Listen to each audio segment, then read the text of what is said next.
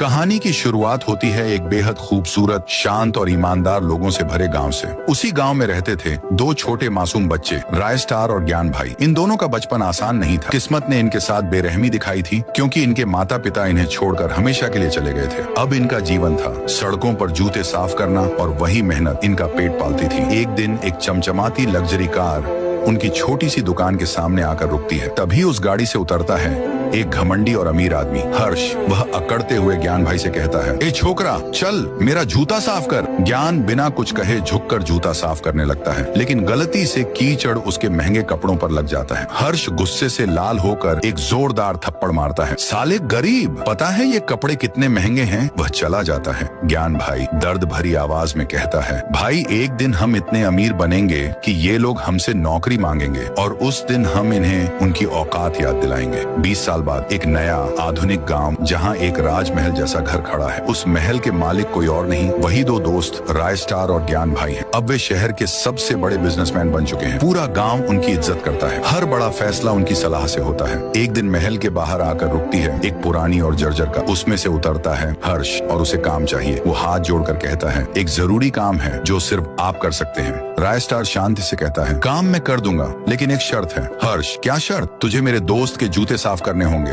पागल हो क्या? मैं? राय स्टार, तो फिर मेरा काम भी भूल जा। मजबूरी में हर्ष झुककर ज्ञान भाई के जूते साफ करता है। तभी ज्ञान भाई एक चम्मच उठाते हैं और उसकी गर्दन पर हल्का चांटा मारते हुए कहते हैं, साले गरीब, तुझे पता है ये जूते कितने महंगे हैं? हर्ष का चेहरा जलता लाल हो जाता है। वो गुस्से में कहता है, तुमने मेरी बेइज्जती की है, इसका बदला मैं जरूर लूंगा। ज्ञान भाई बाजार जा रहे होते हैं। तभी एक लड़की रोज सड़क पर गिरी हुई मिलती है। ज्ञान भाई उसे उठाते हैं। तुम ठीक हो? चलो मैं घर छोड़ देता हूँ। रोज बाइक पर बैठती है और उसे एक सुनसान फैक्ट्री की ओर ले जाती है। जैसे ही वे वहाँ पहुँचते हैं, सामने खड़ा मिलता है हर्ष। तो आ ही गया तू, तेरा ही इंतजार था। हर्ष हंसता हुआ कहता है, अब अपने दोस्त को भी बुला ले। ज्ञान भाई घबराकर फोन करता है, भाई मैं फंस गया हूँ, जल्दी आ। राय स्टार बिना एक पल गंवाए अपनी बाइक लेकर निकलता है। जब वह फैक्ट्री पहुँचता है तो देखता है कि ज्ञान भाई एक पिंजरे में कैद है और हर्ष अपने गुंडों के साथ तैयार खड़ा है। हर्ष, अब तुम दोनों से एक साथ बदला लूंगा। राय स्टार, उसे छोड़ दे, नहीं तो तूफान बनकर टूट पड़ूंगा। हर्ष, आज देखेंगे कौन किसे मारता है। और फिर शुरू होती है एक जबरदस्त लड़ाई। धुआं, लाल